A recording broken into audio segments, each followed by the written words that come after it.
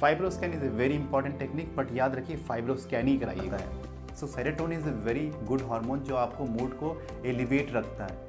नमस्ते everyone, I am doctor Abhijit Ranjan, gastroenterologist, liver specialist and advance endoscopist in silver stick multi speciality hospital sector 87 Gurgaon. So हमारे social media पे इतना प्यार देने के लिए बहुत बहुत धन्यवाद।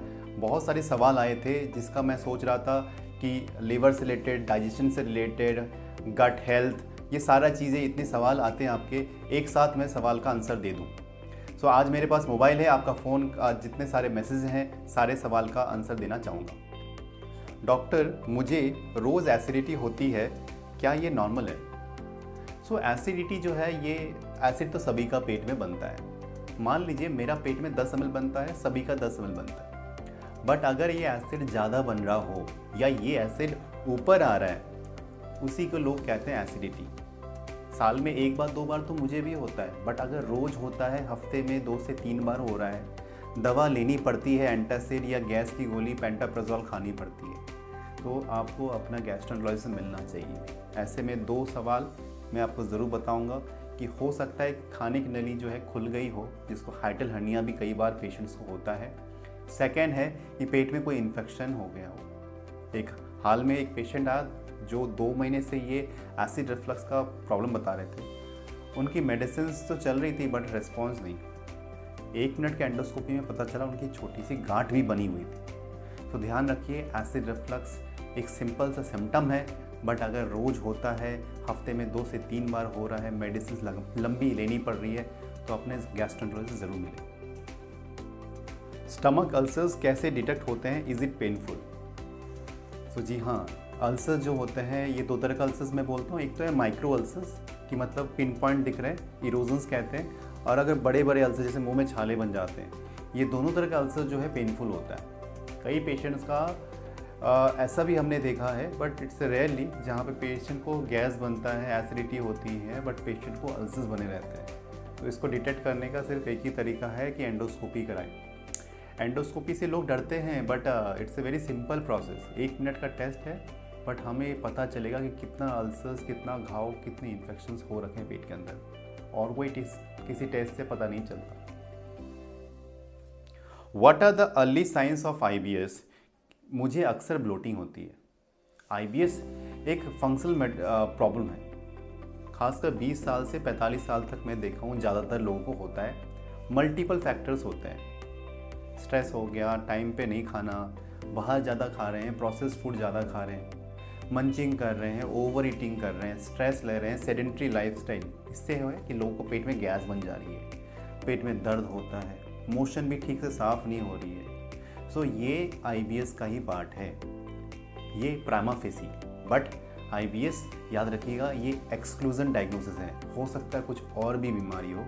जब सारा बीमारी को हम लोग एक्सक्लूड कर देते हैं, तब हम कह सकते हैं इरिटेबल बाउल सिंड्रोम है आपको। एक चीज़ और भी मैं बता रहा हूँ, IBS कहते हैं लाइफ टाइम की बीमारी है, दवा खानी पड़ती है फिर भी आराम नहीं मिलता। जी नहीं, ऐसा बिल्कुल नहीं है। IBS कम्प्लीटली 100% ठीक हो सकता है 2 से 3 महीने तक। इसमें हम लोग सिस्टमेटिकली पेशेंट को हम लोग कैटेगराइज करते हैं, ट्राइज करते हैं और उसको हिसाब से दवा देते हैं। सो याद रखिए, IBS कम्प्लीटली क्योर हो सकता है। मैं क्योर की बात कर रहा हूँ, मेडिसिन बंद हो सकते हैं। डॉक्टर, मुझे कब्ज़ रहती है, क्या चूरन लेना सही है कॉन्स्टिपेशन के लिए? सो कॉन्स्टिपेशन जो है एक सिम्टम है, एक डिजीज़ नहीं है। कॉन्स्टिपेशन मतलब पेट साफ नहीं होना, एक तो ये हो सकता है। दूसरा है कि कॉन्स्टिपेशन का मतलब है कि स्टूल्स हार्ड हो जाना। तीसरा है कि कुछ लोग कहते हैं कि प्रेशर ही नहीं आता है, या जो लगाता हूँ तो टाइट हो जाता है, नीचे का रास्ता नीचे से निकलता नहीं है, ये थोड़ा सा पतला होकर निकलता है। ये सारा चीज़ें कॉन्स्टिपेशन लोग कहते हैं। कॉन्स्टिपेशन एक तरह का साइन है जो पेट जो है आपसे बात करना चाहते हैं कि कुछ तो प्रॉब्लम है। तो याद रखिए, कॉन्स्टिपेशन का जड़ से इलाज करना चाहिए। कोई चूरन, कोई लैक्सेटिव नहीं लेना चाहिए, क्योंकि इससे क्या होता है कि लेजी बाउल सिंड्रोम हो जाती है, कि आपका पेट आदी हो जाता है दवा से। मैं तो बोलता हूँ कोई दवा नहीं खानी चाहिए पेट के लिए, बहुत ज़्यादा तो 1 से 2 महीना खाएँ, बहुत ज़्यादा बीमारी भी होगी। लेकिन कॉन्स्टिपेशन के लिए definitely it can be cured, it can be healed. याद रखिएगा, कॉन्स्टिपेशन इम्पॉर्टेंट है। अगर आप इस चीज़ को रोज़ फेस कर रहे हैं, अपने गैस्ट्रोएंटरोलॉजिस्ट से ज़रूर मिलें। Thank you. Doctor, is it true that gut health affects our mood and skin? ये बहुत इंपॉर्टेंट है। शायद मैं एक चीज़ बोलूँ तो आप शायद हैरान हो जाएंगे कि बचपन से जब हम लोग जाइगोट थे, जब ओवा और स्पर्म जब जुड़ जाते हैं, जो सेल बनती है वो दो सिस्टम सबसे पहले बनती है, एक तो ब्रेन और दूसरा है पेट। दोनों से कनेक्शन बना रहता है, उसको कहते हैं गट ब्रेन एक्सिस। तो अगर पेट आपका गड़बड़ होगा तो आपका मूड डिस्टर्बेंस होगा। हम कई पेशेंट्स को जिनको ओपीडी बेसिस पे देखता हूँ, यूजुअली 80% मैं बोलूँगा कि मूड डिस्टर्बेंसेस रहता है। लोगों को चिड़चिड़ाहट रहती है, डिप्रेशन रहती है, थकावट होती है, मन काम में नहीं लगता है। यस, बिकॉज हमारा जो पेट है, इट्स नॉट है कि पाइप है कि खाना खाएं और लैट्रिन निकल गया, नहीं। It's a very important organ that produces lot of vitamins. बहुत सारे ऐसे हॉर्मोन्स बनते हैं, जैसे सेरोटोनिन हार्मोन हो गया, गाबा हो गया, ये सब जो है हॉर्मोन्स हैप्पी हॉर्मोन्स कहलाता है। So serotonin is a very good hormone जो आपको मूड को एलिवेट रखता है। तो याद रखिए, gut brain axis is very important. Gut हमारा अच्छा रहेगा तो आप खुश भी रहोगे। एक चीज़ और भी मैं बोलता हूँ कि पेट अगर जिनका साफ़ रहता है, चाहे आप कितना भी आप क्रीम लगा लें, लेकिन अगर पेट साफ़ नहीं होता है तो आपका स्किन में रौनक नहीं आएगी। जिस दिन आपका पेट साफ़ होगा, आप खुद देखोगे कि चेहरे में रौनक है, पसीना छूट रहा है। So that's good, that's completely, I think it's very important to understand कि पेट और skin is linked. Does alcohol always cause liver damage? मैं तो सिर्फ सोशल ड्रिंकर हूँ। देखिए, बात समझने की है। अल्कोहल जो है, मैं बचपन में ये सुनता था कि लिवर जो है अल्कोहल से ख़राब होता है, बट आज के दिन जितने पेशेंट, जब मैं डॉक्टर बन गया गैस्ट्रोएंटरोलॉजिस्ट, अगर 100 पेशेंट देखता हूँ लिवर का, तो 90% में से आधा मान लीजिएगा 45 जो है अल्कोहल से हो रहा है प्रॉब्लम, और आधा जो 45% लोगों को फैटी लिवर से हो रही है। सो अगर आप सोशल ड्रिंकर है, आप ड्रिंक करते हो, वो है आपका एम्प्टी कैलोरीज, वो आपका बॉडी को न्यूट्रिशन तो नहीं पहुंचा रही है, लिवर में जाके फैट जाके बनता है, तो फैटी लिवर ही करा रहा है। तो चाहे वो अल्कोहल से रिलेटेड लिवर डिजीज़ हो रहा है, जो आप लोग रोज़ पीते हैं, जो लोग सोशल ड्रिंकर होते हैं, उनको भी दिक्कत होती है as a non alcoholic fatty liver disease. तो याद रखिएगा, social drinking should not be normalise.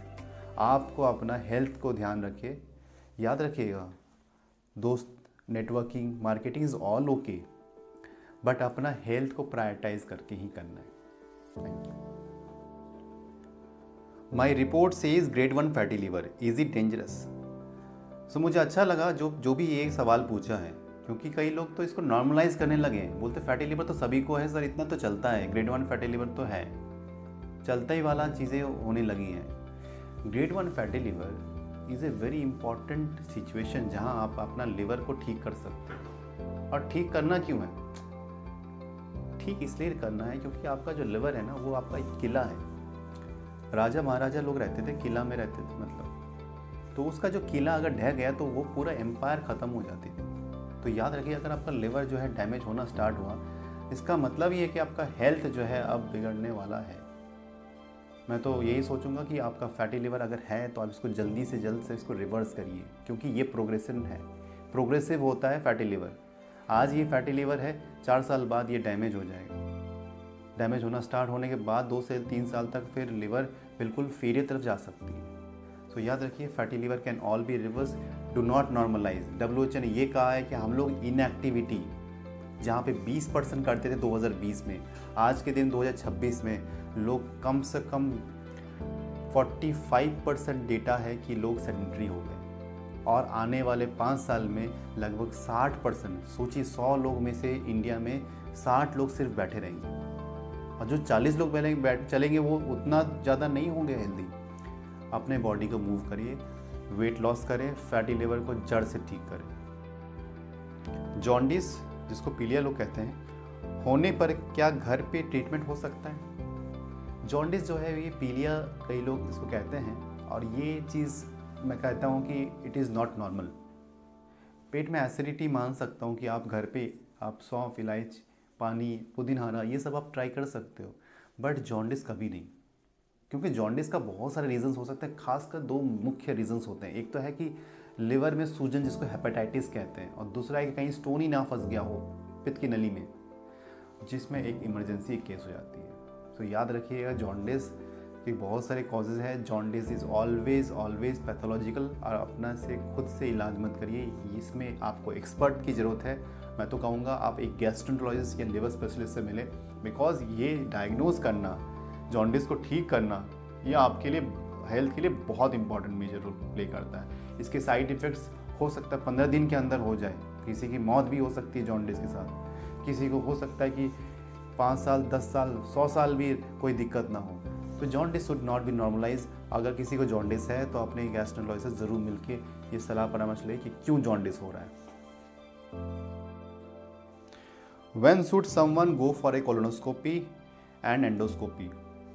देखिए, एंडोस्कोपी है और कोलोनोस्कोपी दोनों एक इन्वेजिव प्रोसीजर है, जिसमें लोग कहने के लिए बोलते हैं पाइप डालते हैं, बट मैं कहता हूँ ये कैमरा डालने की प्रकृति है। ये एक प्रोसेस है जिसमें हम लोग स्कोप डाल के फूड पाइप को और पेट को चेक करते हैं, और लास्ट में जो है ड्यूडनम, जिसको छोटी आंत कहते हैं, उसके फर्स्ट और सेकंड पार्ट को इन्वेस्टिगेट करते हैं, चेक करते हैं, इंस्पेक्ट करते हैं कि कोई प्रॉब्लम तो नहीं है। सो याद रखिए, एंडोस्कोपी करना चाहिए उन्हीं केसेस में जब जिनको क्रॉनिक गैस्ट्राइटिस है, बहुत दिनों से आपने दवा खा रहे हैं, दवा से ऊब चुके हैं, बहुत इंपॉर्टेंट बात है, निकलना चाहते हैं दवा से। अगर आपको पेट में ऐसे नॉन स्पेसिफिक पेन हो रहा है, खाने के बाद ज़्यादा हो रहा है या खाली पेट हो रहा हो, पेट फूल रहा है, हजम नहीं हो रहा है, तो अपना एंडोस्कोपी ज़रूर कराएं। अच्छे जगह से कराइएगा, क्योंकि इन्फेक्शंस का भी रिस्क रहता है। सिमिलरली कोलोनोस्कोपी, जिसको बड़ी आंत का टेस्ट कहते हैं, जिसमें हम लोग गुदे के रास्ते से एनस होते हुए, रेक्टम होते हुए पूरे लार्ज इंटेस्टिन को चेक करते हैं, वो एक प्रोसेस 5 से 6 मिनट का होता है। करने के लिए और जल्दी भी कर सकते हैं, बट 6 to 7 मिनट्स मैं बोलूँगा करना चाहिए। हर जगह को इंस्पेक्ट करते हैं, और कब करते हैं, अगर किसी को लूज मोशन हो रहा है, आँव आ रहे स्टूल्स में, कॉन्स्टिपेशन है किसी को, 40 साल के ऊपर वाले को अगर किसी को कॉन्स्टिपेशन है, तो देखिए दवा मत लीजिए प्लीज़, आप अपना जरूर चेक कराएं, हो सकता है कुछ और भी बीमारी हो। तो ब्लड आना, कॉन्स्टिपेशन होना, पेट साफ नहीं होना, अगर किसी को मवाद आ रहा है, म्यूकस आ रहा है, लूज स्टूल्स हो रहे हैं, बंद के स्टूल्स नहीं आ रहे हैं, याद रखिए कोलोनोस्कोपी कराइए, ये टेस्ट बहुत इंपॉर्टेंट है। What is fibroscan and how is it different from ultrasound? बहुत इंपॉर्टेंट चीज़ है, बहुत इंपॉर्टेंट सवाल है। अल्ट्रासाउंड ये माइक्रोस्कोपिक है, ये ऊपर से बताता है कि लिवर जो है शेप कितना है, कैसा शेप है, नोड्यूल्स है क्या, सरफेस कैसा है, कितना बड़ा है, लिवर फैटी लिवर से कितना बड़ा हो गया या सिरोसिस में छोटा हो गया। बट ये जो माइक्रो चीज़ है, अंदर में क्या डैमेज चल रहा है, अल्ट्रासाउंड सिर्फ आपको फैटी लिवर बता सकता है, लेकिन डैमेज नहीं बता सकता। हम लोग लीवर का फैटी लिवर देख के क्या हम लोग सोचते हैं, चाहे हम लोग बहुत ज़्यादा पैनिक हो जाएंगे कि फैटी लिवर है, कुछ लोग ऐसे कहते हैं कि सर ये तो चलता सबका है, बट मैं तो कहूँगा कि अल्ट्रासाउंड एक सिंपल स्क्रीनिंग टेस्ट है जो आपको सिर्फ ये बताती है कि फैटी लिवर है, बट फैटी लिवर के चलते आपको डैमेज हो रखा है क्या, या अंदर में डैमेज हो रहा है क्या, जिसको हम लोग कम्प्लीटली रिवर्स कर सकते हैं 3 महीने, 6 महीने में, 9 महीने में, वो नहीं बताता। Fibroscan is a very important technique, but याद रखिए फाइब्रोस्कैन ही कराइएगा, बहुत सारे अदर मशीन्स भी आती है। Fibroscan is a original machine जो अप्रूव्ड है, वैलिडेटेड है all through the societies of study of liver diseases, जो सिर्फ 2 मिनट 3 मिनट का टेस्ट है, साथ में रिपोर्ट तुरंत मिल जाती है, एग्जैक्टली बताती है कि लिवर में कितना आपका फैटी लिवर है, एकदम नंबर के साथ आती है कि 300 है, 301 है, 289 है, और कितना डैमेज हो रखा है, फाइब्रोसिस जिसके लिए हम कंसर्न है, जिसके लिए हम फाइब्रोस्कैन करा रहे हैं। अल्ट्रासाउंड से फैटी लिवर पता चलता है, बट फाइब्रोस्कैन से फैटी लिवर, और फैटी लिवर से कितना डैमेज हुआ जो आपका लाइफ स्पैन जो डिटरमाइन करती है। तो याद रखिए फैटी लिवर को रिवर्स करें और अपना 10 से 15 साल तक हेल्दी लाइफ जिए। Thank you. कुछ लोग कहते हैं कि कोलोनोस्कोपी से पेनफुल ये प्रोसीजर है क्या सर? तो पेनफुल तो नहीं बोलूँगा, बट डिस्कम्फर्ट थोड़ा सा होता है। इम्पॉर्टेंट है टेक्निक और करने वाले पे। मैं तो ये कहूँगा कि आप गाड़ी में किस तरह से जा रहे हैं ये ड्राइवर पे बहुत निर्भर करता है। हो सकता है आप एयरपोर्ट पे जा रहे हो और बिल्कुल आपका जो जर्नी है बिल्कुल स्मूथ हो, आप सो के भी जा सकते हैं, इतना अच्छे से गाड़ी चलाए। दूसरा ऐसा ड्राइवर है कि भले रोड अच्छा है बट वो हॉर्न दे रहा है, ब्रेक ले रहा है। तो it depends upon the operator. जो हम लोग टेक्निक यूज़ करते हैं it's a almost twisting technique, जिसमें पेशेंट को ऑलमोस्ट लिटिल डिस्कम्फर्ट होता है। मैं मानता हूँ गैस डालते हैं, थोड़ा सा किसी को भी गैस लगता है, but yes it's all safe can be done very easily. 6 से 7 मिनट है, डरिए नहीं कोलोनोस्कोपी से। And it's very very easy and very important test, अगर किसी को ज़रूरत है तो इसको आप अवॉइड मत करिए, go for the test. At the end मैं सभी को यही बोलूँगा कि हम अपना पेट को ध्यान रखें। आयुर्वेदा में कहते हैं, हालांकि मैं आयुर्वेदिक डॉक्टर नहीं हूँ, बट मैं सबको यही चीज़ बोलता हूँ कि 95% ऑफ डिजीजेज, बीमारियाँ ये पेट से उत्पन्न होती है। जिस वक्त भी आपको लगता है कि गैस, एसिडिटी, कब्ज़, ब्लोटिंग, इंडाइजेशन, हेवीनेस, इस तरह की चीज़ें आपको अगर तंग करती है, आपका डेली क्वालिटी ऑफ लाइफ को परेशान करती है, तो आइए कभी एक अपने गैस्ट्रोएंटरोलॉजिस्ट से मिलिए, अपना ये सब प्रॉब्लम का उसका डायग्नोज करिए। ये सब साइन होता है, छोटी बीमारी भी हो सकती है, बड़ी बीमारी भी हो सकती है। याद रखिएगा, पेट की बीमारियां सब हल हो सकता है अगर आप सही टाइम पे इलाज करें तो। मैं मान सकता हूँ कि आप थोड़ा व्यस्त होंगे, बट ये जो अगर आपका पेट साफ रहे तो you set the tone of the day. अगर आपका पेट का मल निकल जाए, आपकी बॉडी बहुत रिजुवेट फील करेगी। आपको किसी के डिटॉक्स की ज़रूरत नहीं है, आपको किसी की इतने सारे फ्रूट्स खाते हैं, जूसेस पीने नहीं ज़रूरत पड़ेगा। आप देखिएगा आपका लाइफ बहुत एक्टिव रहेगा। आपको कम नींद के बाद भी 6 घंटा सिर्फ सोएंगे, लेकिन काम आप 18 घंटा कर सकते हो। मैं सच बोल रहा हूँ। याद रखिएगा, पेट को हेल्दी रखें, इस सिस्टम को बरकरार रखें। वन वे ट्रैफिक, एसिड ऊपर नहीं, कॉन्स्टिपेशन नहीं, नीचे जाना चाहिए, खाना नीचे, स्टूल नीचे।